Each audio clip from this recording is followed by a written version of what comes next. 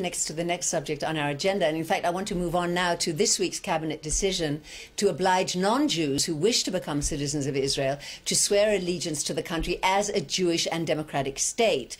As we said earlier, the proposal passed in the Knesset with a strong, in the cabinet, I'm sorry, with a strong majority, and we'll be talking about it in a moment. But first, I'd like you to hear from one of the ministers who opposed the decision in the cabinet, Likud minister Dan Meridor. And a short time ago in the Knesset, Dan Meridor told me why he voted against. Let's hear what he has to say.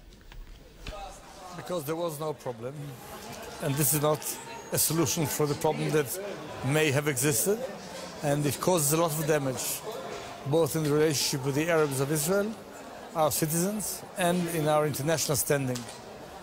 While we are fighting against the delegitimization of Israel all over the world, to add this unnecessary and damaging addition, which we never asked anybody to do, is not a very smart move. We are a Jewish state, of course. We have been built as a state for the Jewish people, but we have non-Jewish citizens here, Arabs, about 20% of us.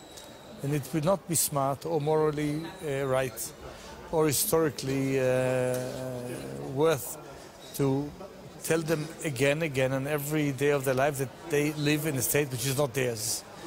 Why should we do it? We have it in our basic laws. It says Jewish and democratic state. We have it in the Declaration of Independence. But until now, neither David Ben-Gurion, nor Menachem Begin, or anybody ever thought of enacting again in every possible law, Jewish state, you Arabs are not part of us. What do we do by doing this? Denying them the feeling of partnership, of citizenship. How can we do this when no other country all over the world ever does anything like it? You can ask for allegiance, and we do ask for allegiance to the state. But to accept the nature of a state or the special quality of a state is something no other country does. So why should we make something that serves no cause? We don't need it.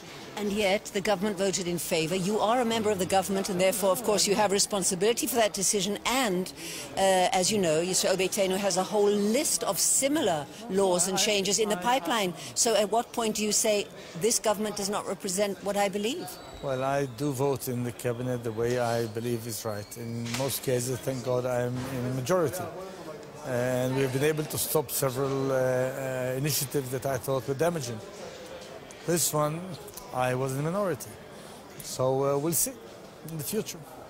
Do you think that your coalition would be a better one from the national point of view if Yisrael Beitenu was not part of it and Kadima was? No, I would not exclude anybody. I don't want to exclude people. I asked Kadima to join in from day one.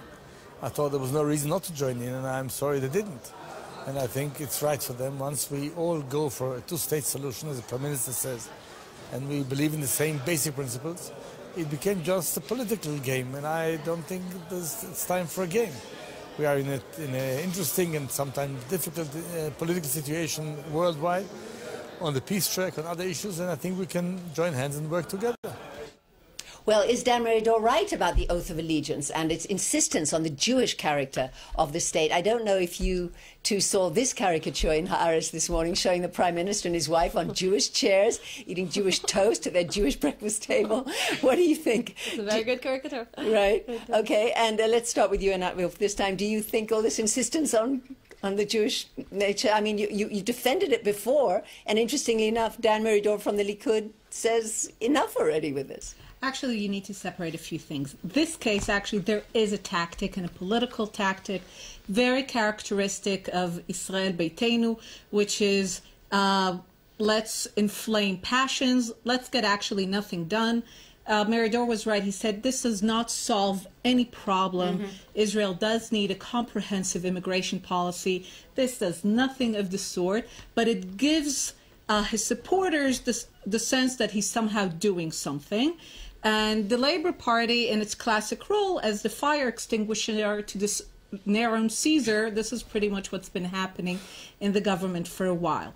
So as part of a comprehensive immigration policy where we finally make it clear what non-Jews need to do, if at all, in order to become citizens of the State of Israel, it makes sense, I think, to promise to defend Israel as the homeland of the Jewish people. I personally don't like the definition of Jewish and democratic because I think it's not clear Whereas where you say the homeland of the Jewish people, it's clear that you're talking about the national aspect and not this sugar and chairs, and certainly not a religious aspect. This is the national homeland of the Jewish people. Which is a serious issue, but you nevertheless will vote against this bill when it comes to the floor. Because this is just a tactic to inflame passions.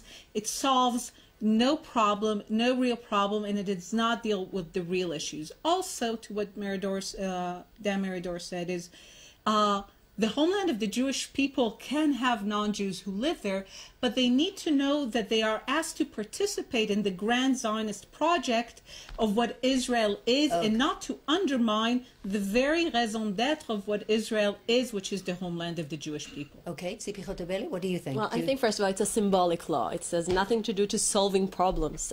When an American person is coming to become American citizen, there are a few things he needs to do. One of the things is to declare about his liability to the Constitution, the American Constitution. We don't have a Constitution. All we have is the Declaration of Independence. And in the Declaration of Independence, it's very clear that we see ourselves as a Jewish state. I agree with the way Nat says the national homeland of the Jewish people.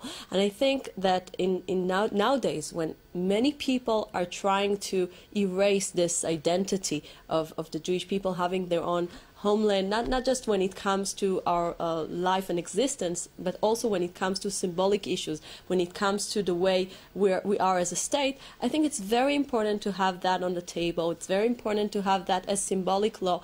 I think, as opposed to what Einat says, many countries in the world definitely request some kind of liability to the way the country present itself, and our country defined itself as a Jewish state, and I think it's very basic. And so you will vote in favor? Sure.